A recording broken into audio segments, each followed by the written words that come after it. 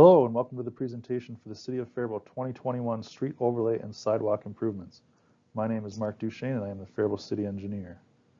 This year's Street Overlay and Sidewalk Improvement project is primarily consisted of three areas: Cardinal Avenue from 30th Street Northwest to Woodland Drive, the Forest Park Estates neighborhoods just northeast of Cardinal Avenue, and then a portion of town closer to 4th Street or Trunk Highway 60 and 7th Street on 3rd Avenues, 5th Avenues, and 6th Avenues Northwest.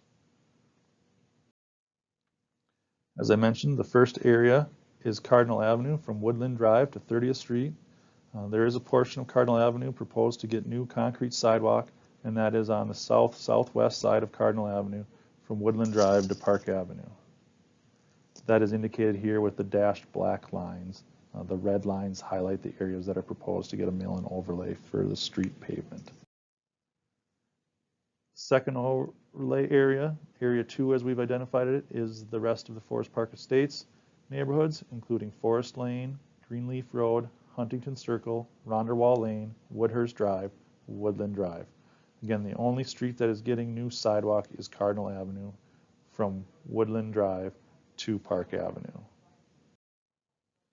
The third overlay area is that area of 3rd Avenue Northwest from 5th Street Northwest to 7th Street Northwest, 5th Avenue Northwest from Trunk Highway 60, 4th Street Northwest to 7th Street Northwest, and 6th Avenue again from Trunk Highway 60/4th Street Northwest to 7th Street Northwest.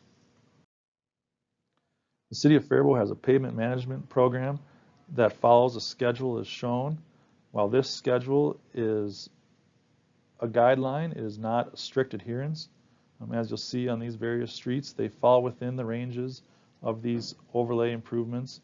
And the way this process works is typically from the time a street is originally constructed or reconstructed, we try to get in 1 to 2 seal coats, or where the city comes and puts down an oil and a rock covering in order to protect the pavement and extend its life.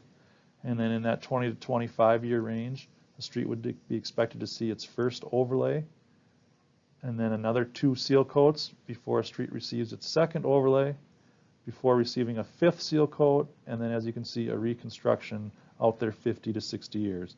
So the city tries to maintain our streets between reconstructions of a 50 to 60 year lifespan. A lot of times I get questions about why is my street being done when there's a lot worse streets in town. The purpose of the seal coating and overlaying streets is to preserve the pavement and extend their life. The longer you wait to do these treatments, the less effective they are and the less economical they become, as the streets deteriorate a lot faster than if the treatments are done at the right time when the street is at its optimal point for an overlay. Focusing a little closer in on these three specific areas. First area, Cardinal Avenue from Woodland Drive to Park Avenue. This was originally constructed as Shieldsville Road, and at one point was also known as temporary Trunk Highway 21. This street was last overlaid in 1998, 23 years ago. The street is 37 feet wide with 4.5 inches of bituminous pavement and a 6-inch aggregate gravel base. This street was last seal coated in 2011.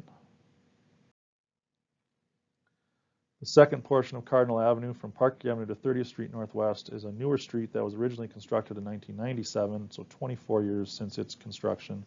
It's a 31 foot wide street with 3.5 inches of bituminous pavement and an 8-inch aggregate base, and again was last seal coated in 2011. The portion of Cardinal Avenue from Park Avenue to 30th Street, because this will be its first overlay, receives just an edge mill where we come and grind off some of the pavement right along the curb to 6 to 8 feet out from the curb, and then overlay the entire pavement from curb to curb. The remainder of Cardinal Avenue from Park Avenue to Woodland Drive, since it's its second overlay, will receive a full width mill where we grind down the pavement from curb to curb and then re-overlay it with a new pavement topping. Included in this project is also spot concrete curb and gutter replacement. We replace curb and gutter that is structurally deficient or has settled or causes ponding issues. We do not necessarily replace everything that is just simply cracked or holds a little bit of water, but we do try to address significant deficient curb pieces. We'll replace castings and make adjustments for defective structures such as storm sewer and sanitary sewer manholes or water gate valve covers. Make repairs to storm sewer structures and catch basins. And then, as I mentioned, it does include a new concrete sidewalk on Cardinal Avenue, from Woodland Drive to Park Avenue. Here's a depiction of the existing sidewalk and trail network in this area. You can see the new proposed section of sidewalk on Cardinal Avenue on the southwest side of the road from Woodland Drive to Park Avenue. This sidewalk segment was previously identified in the city's comprehensive sidewalk trails plan, and it completes a network segment here to provide a looped system throughout the neighborhood. The second area of the proposed project is the Forest Park Estates neighborhood. Most of this neighborhood was constructed in the 1970s, except for the far eastern portion of Forest Lane, which was constructed in 1996 as part of the Northern Heights Estates Edition. These streets are 37 feet wide with 3 to 4.5 inches of bituminous pavement and a 6-inch aggregate base. All these streets, except for that newer portion of Forest Lane, were overlaid in 1998, so 23 years since their last improvement, and they were last seal coated in 2011. Because most of these streets are on their second bituminous mill and overlay, they will receive a full width mill from curb to curb, except for that newer portion of Forest Lane, which will only receive an edge mill and an overlay. Again, spot curb and gutter replacement for defective and deficient curbing, casting adjustments and replacement, and storm sewer structure and catch basin repairs. The third area, the 3rd Avenue, 5th Avenue, and 6th Avenue Northwest areas, these streets were originally platted back in the 1850s. They represent some of the oldest parts of town. All these streets were reconstructed in 1994 and 1995. They are 37 feet wide with 3 inches of bituminous pavement and a 6-inch gravel base, and these streets were last seal coated in 2009. Since this is a first overlay for these streets since their last reconstruction, they will receive a bituminous edge width mill and an overlay, again, of 1.5 inches, spot curb and gutter replacement. This street, because there is existing sidewalk along them, we will make spot sidewalk panel repairs. Again, not just because a panel is cracked, but if it is structurally deficient, has settled, is a tripping hazard, etc. And we will also update any pedestrian curb ramps that need to be updated to meet the standards for Americans with Disabilities Act requirements. And then, again, casting adjustments and replacements in storm sewer and catch basin structural repairs.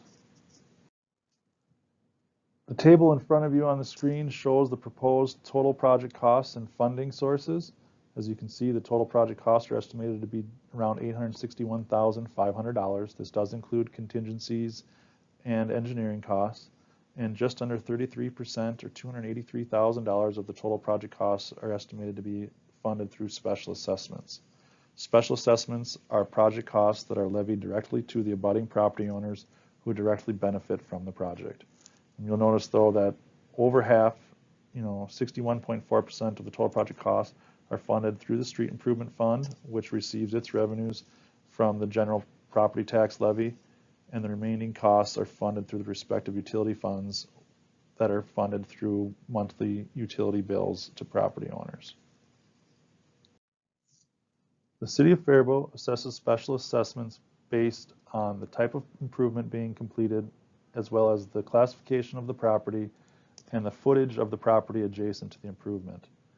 In this project's instance, a bituminous street overlay, these special assessment rates are as approved by the City Council for 2021 and include $21 per lineal foot for low-density residential property, $23 per lineal foot for high-density residential property, and $25 per lineal foot for commercial, industrial, and institutional properties. There are credits to the special assessment rates. Primarily, the most common credit is for corner lots, which receive a 50% credit for each side of the lot being improved.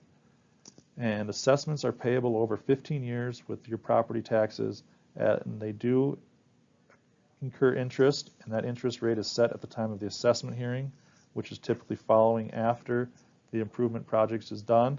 And the assessment rate typically in the last handful of years has been in that 3 to 5% range. Assessments can be paid off in full within 30 days after they are levied in the fall, and no interest is then charged, or a portion of the assessment can be paid off at that time, and only the remaining balance that is certified to the tax rolls has interest applied to it. If you have questions about the assessment process and the terms of the payment, I again encourage you to contact me. Much more information on that is provided with the second public hearing, or that assessment hearing, in the fall. But if you're curious about that now, I'd be more than happy to walk you through that process. There are also options to defer the assessments for certain qualifications. Again, the most common ones are senior citizens, 65 years of age and older, who in order to make a payment would be deemed a hardship, active military, and some less common option or situations. So again, if you have questions on that, I recommend you contact myself and I can walk you through those. New sidewalk construction is also an assessable cost per City Council policy. In this case, Cardinal Avenue portion that is receiving new sidewalk, there are special assessments assessed for that new sidewalk. Special assessments for sidewalk are applied to both sides of the street. And for low-density residential property, this would be an additional $6.50 per lineal foot. And for other properties, it would be an additional $23 a lineal foot to the assessment rates above for the street overlays.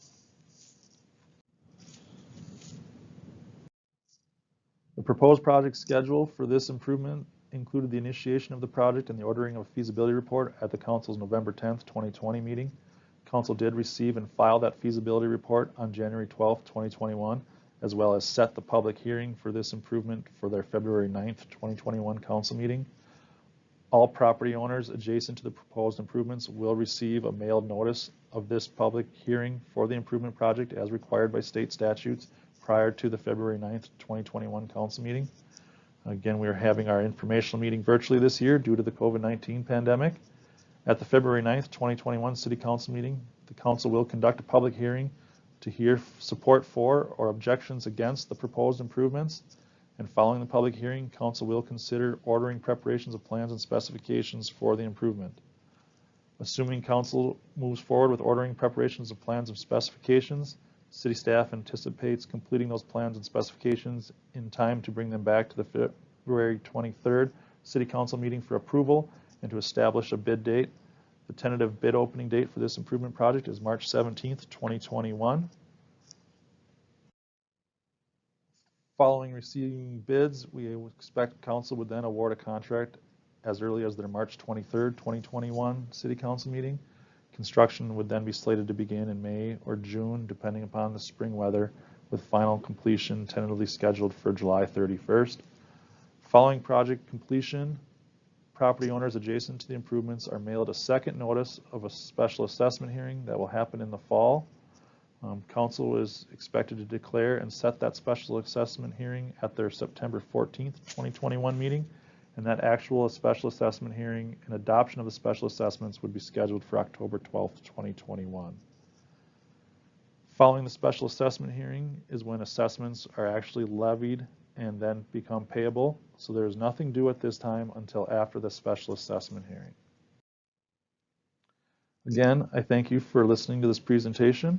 If you have any questions about the project, if you'd like to share some knowledge about the project area, we often gain valuable insight from the folks who live right adjacent to the project about things that aren't picked up in a survey or known because we're not there all day, every day like the property owners are.